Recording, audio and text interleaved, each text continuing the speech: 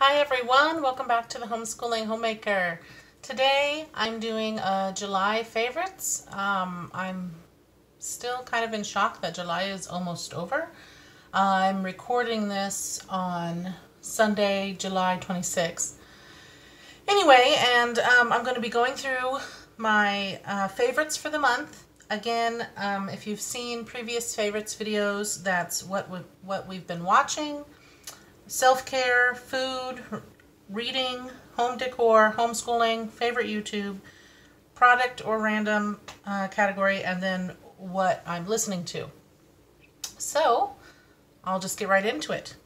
For watching, my family has been watching through, just straight through, the Little House series. We are now in season 4, and we started it, I want to say, I don't know, sometime during this pandemic, because it seems the most fitting show to watch right now. It's pretty perfect. It's what is getting me through. It's such a good show. And we've been watching about an episode, maybe 2 episodes an evening, just for the summer here. And I mean, we're going to keep going, even though we hadn't previously watched TV in the evenings, but we're so into the show, we're going to see it through. There are 9 seasons.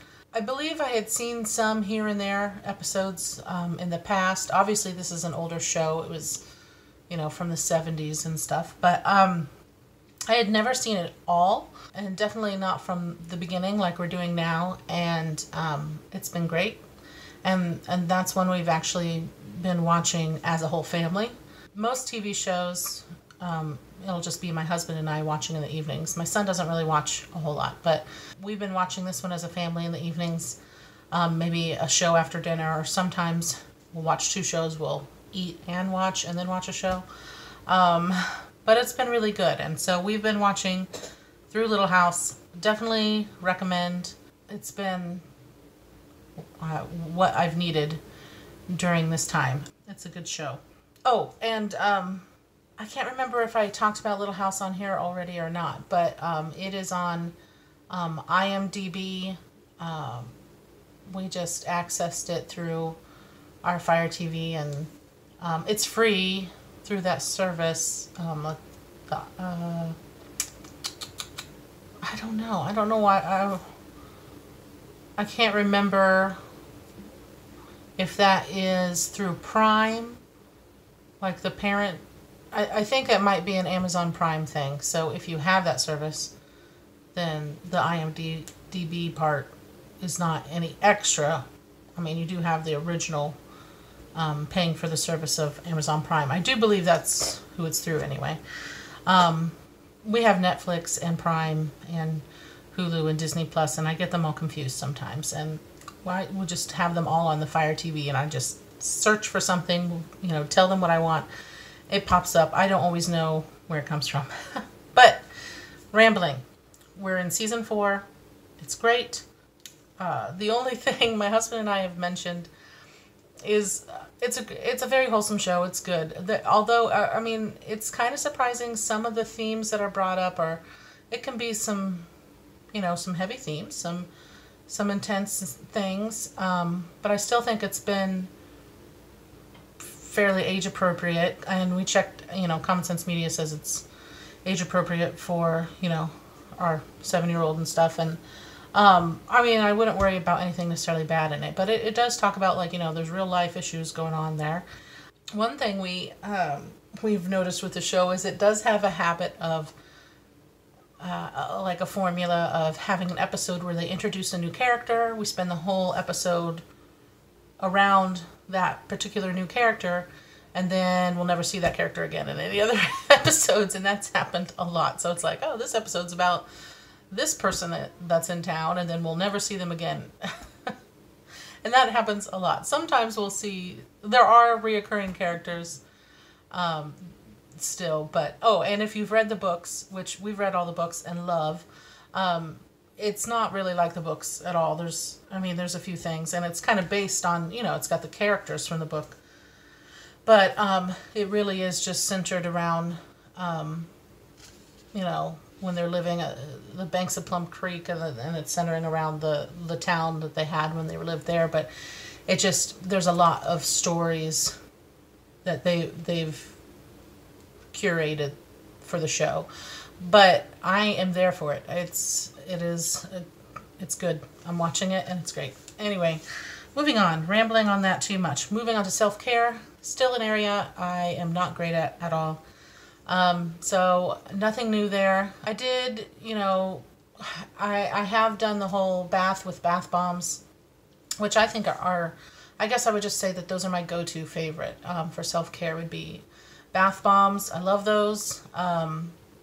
And one thing I want to try to start doing again, I'd like to do it once a week, and I have not done this, but I would like to start doing like a face mask.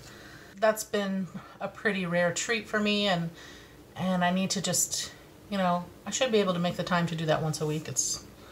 I don't know why I haven't, but that's a goal. But yes, bath bombs are a go-to. I only have 2 left. I need to get some more, but all kinds. I like all kinds. Probably my favorite might be the simple lavender Epsom salt bath bombs. Are good, but I like the fun, larger, colorful ones too. All good. Moving on to food. I do not have a particular food favorite for July. The only thing that I've been thinking about for some reason in July have been all the foods that I don't really get a chance to eat anymore, because my husband is kind of a pickier eater, and so I have been, for some reason, kind of fixating on all the good foods I used to eat that I don't make anymore or don't purchase anymore because I'm the only one in my family currently that would eat them. So like for the other day, I saw, I don't know why, but I saw a KFC ad, like scrolling through Facebook or whatever, and then it was all I wanted. I wanted fried chicken and their biscuits and their mashed potatoes and gravy, and it's delicious, and my husband doesn't like fried chicken at all. So I didn't get it because I don't want to buy a bucket of chicken for myself, and I don't really want to drive all the way to KFC just to get like a piece of fried chicken for myself or something. So like that. And my husband also doesn't like pork. So, you know, I'm seeing ads for like pulled pork, and I loved pork chops, and I don't make any of that anymore because my husband doesn't like pork. I used to, my family growing up used to make tuna patties a lot, which is like tuna mixed with egg and crackers, and you make like just like you would like a beef patty, but you make a tuna patty. I guess that's kind of cheap and old school, but I think they're yummy, and my husband is very anti-tuna, so I don't make those anymore. Or tuna casserole. I guess I've been sadly fixating on all the foods I haven't been eating or don't get to fix anymore, and so that's all I'm going to say about food for the month of July. For some reason, just focusing on the things that I don't get to make anymore. Anyway, moving on to reading. This is the embarrassing confession time, because I am still reading, and I put, you know, I say quotes because I probably pick it up once a week. I have been failing miserably on reading anything in a timely fashion lately. I don't know why. I don't know if it's my lack of focus or what. The book itself has been fine. I'm still reading the Red Sea Rules. I am now over 50% done with it, but I have not completed it. So I'm failing miserably at my whole book a month thing, because I was reading that book last month and I just haven't really got very far in it, and I was already behind on my goal of, you know, 1 a month. I mean, can I blame the pandemic? I guess I'm going to do that, but it's really, you know, you'd think I'd have more time for reading, but it's just I don't know. It's just it has not been happening. So hopefully next time I do a favorites video, I can finally tell you that I finished a book and can start something new. But sadly, that's where I'm at right now. I'm still reading the book I was reading last month.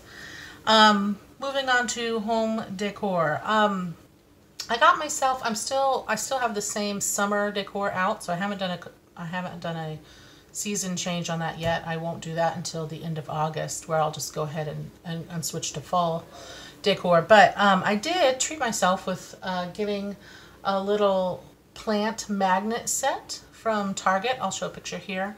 It's just really cute, and just to kind of, I don't know, bring something fun into the schoolroom. I have them on the dry erase board, and I thought they were adorable. I saw it on Target app and just threw it in an order that I was already making, and they're fun. So that's my home decor favorite for July.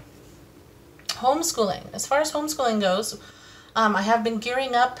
Our first day, I'm planning on August 10th for our first day. And I guess, I don't know if you would say this is a favorite, but it's just something I've changed back to.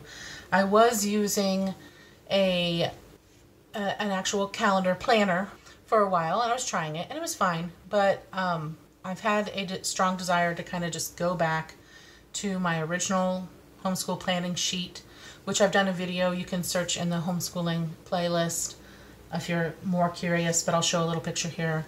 I've just gone back to doing that. I'm going to start it again for August because I really like the whole not having a big planner, just having one sheet where it's the master list. It's got my checklist of all the curriculum stuff I'm doing.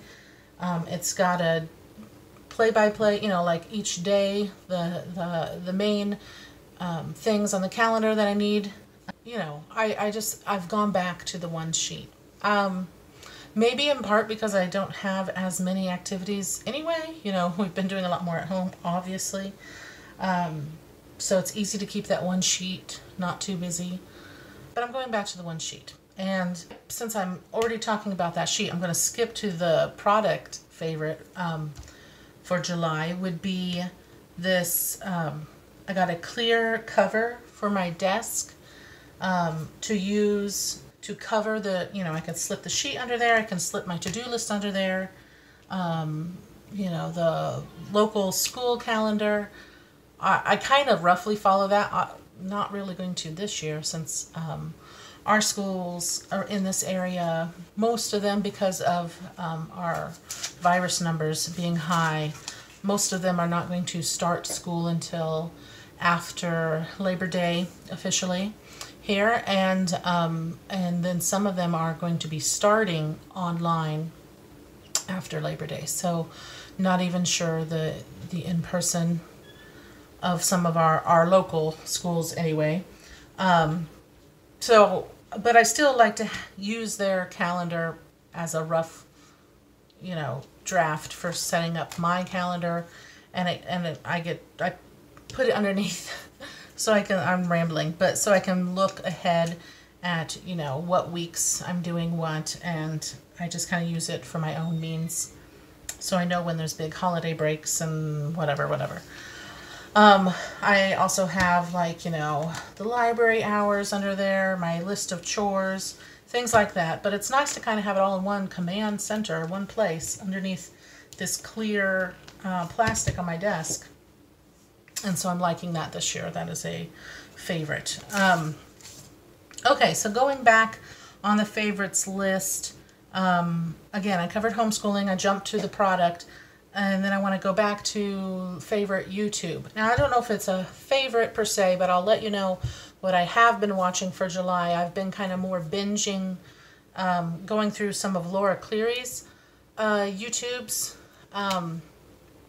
Some of them are a bit, you know, I don't know, but some of them have been funny. And I think I found her mostly because sometimes I would see some of her videos shared on Facebook. I know, like, her, like a quarantine video she did was pretty good. And there's been a few others that I've enjoyed, and so I just started following her. Also, I think it's in part trying to fill a void that's there after Jenna Marbles. If you follow her, I used to follow her, well, I still do, but follow her on YouTube, and she has since, like, just quit YouTube, and my husband and I had been watching her like since the very beginning. We've seen all her videos for like 6 years or more. I don't know how many, like a long time. Pretty invested in her channel, and then she just stopped. We're hoping that she will eventually come back. Yeah, but anyway, so that was kind of sad, and we're just trying to, like this Laura Cleary, she's not like, she's not Jenna, but I guess we were trying to like fill a little void and check out some of Laura's videos, and some of the recent ones have been decent, and have enjoyed some of them. Now some things of hers I'm not a huge fan on. I don't know if you watch her, like her what's it, Pamela Pumpkin character, like I might be more offensive. I don't rambling. I don't know if you've even watched this gal, but if you have, we're enjoying some of her things anyway. We're following. And my husband and I have also been adding a lot more channels as well, but I'll have to talk about those next month. But there's been some that have been really good. I can't even think of the guy's name right now, but we have added a few other more diverse channels, and some of them have been like really, really funny. And that's what I'm looking for right now, humor. So we like to watch funny YouTubes in the evening. So again, Laura Cleary, that's C-L-E-R-Y, I think I'm saying it right, is the YouTube we've been focusing on for July.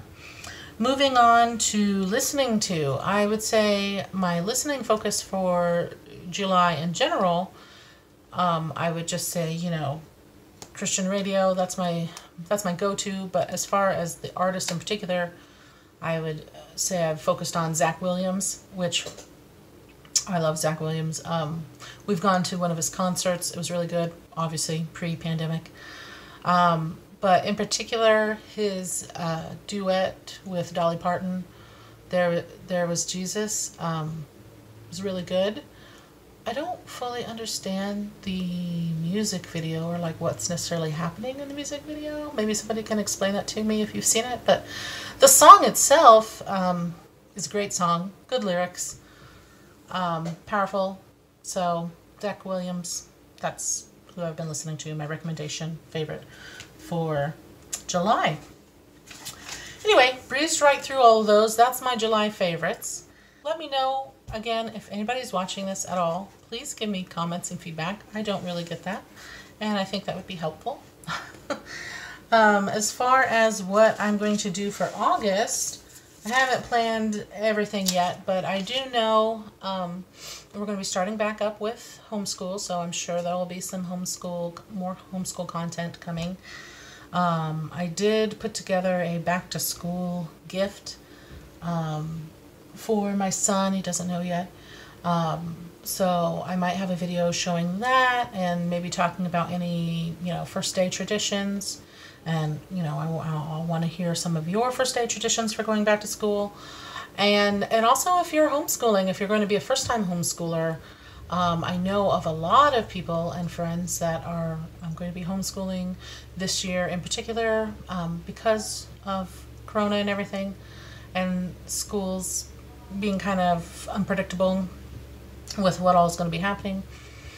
So I would love to know. Tell me in the comments if you are considering homeschooling this year, if you have questions, etc. I'd love to be any sort of resource for people.